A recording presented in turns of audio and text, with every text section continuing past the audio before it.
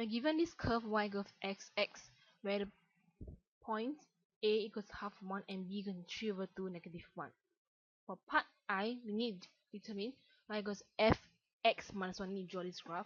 So y equals fx to y equals fx minus 1 is actually a translation by negative 1 unit in the direction of y-axis, which means that the whole graph shifts downwards by negative 1 unit, which means that all the y coordinates is actually deducted by 1.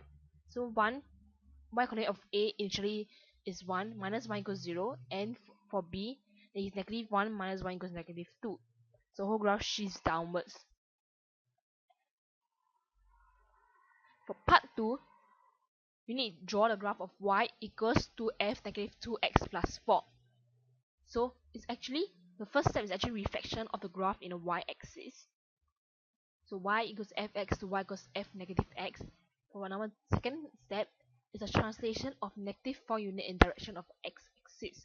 So y equals to f negative x plus 4. For the third step is actually scaling parallel to the x-axis by a factor of half. So y equals f negative 2x plus 4. So number 1, we first reflect the graph in the y-axis, which means that all the x coordinates will now be reflected. So a, which is initially half 1, will now be negative half 1, and b, which is initially 3 over 2 negative 1, will now be negative 3 over 2 1. So the points that it passes the x-axis will be negative 1 and negative 2. For the second step, it stated that it's a translation of negative 4 unit, which means that all the x values is deducted by 4. So half here minus 4 equals negative 4.5, negative 3 over 2 minus 4 equals negative 5.5, negative 1 minus 4 equals negative 5, and negative 2 minus 4 equals negative 6. However, the y coordinates remain the same. For part 3, it stated that the graph scales parallel to the x-axis by a factor of half, which means that all the x coordinates is multiplied by half.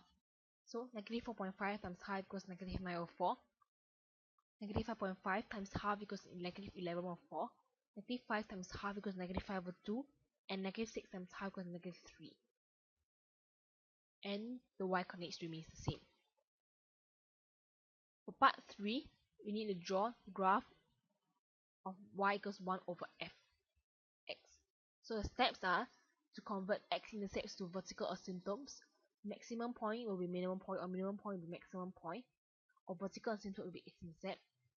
Increasing, if the original graph is increasing, it will now be decreasing, or if the original graph is decreasing, now it will be increasing.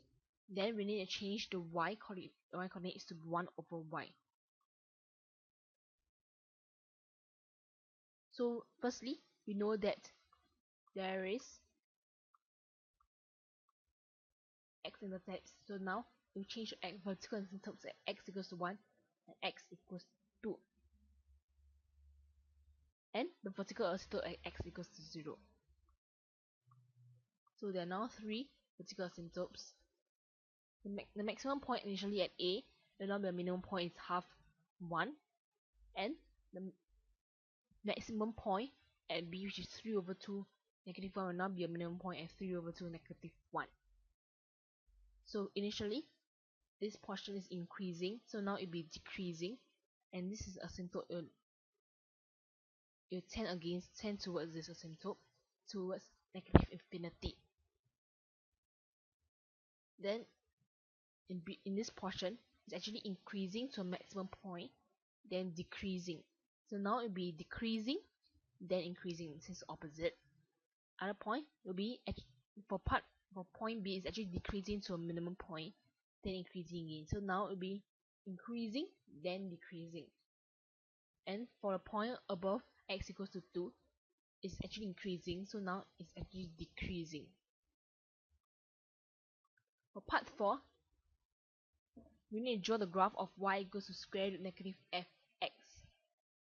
So before we square root the graph, we need to reflect the graph in the x-axis. Then we need to draw the sketch the graph of y equals square root negative fx graph. So firstly, you draw the graph of y equals negative fx. We then delete the portion below the x-axis and square root all remaining y values.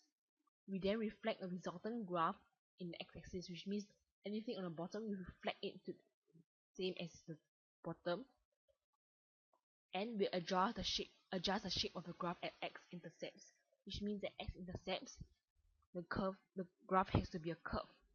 So firstly, we reflect the graph about on the x-axis. So point A, which is actually half -1, will now be half -1, and point B, which is actually 3 over 2 -1, will now be 3 over 2 1. However, the x-intercepts remain the same. We then delete the portion below the graph, so anything below the graph here will be deleted, which left the portion this one and this one.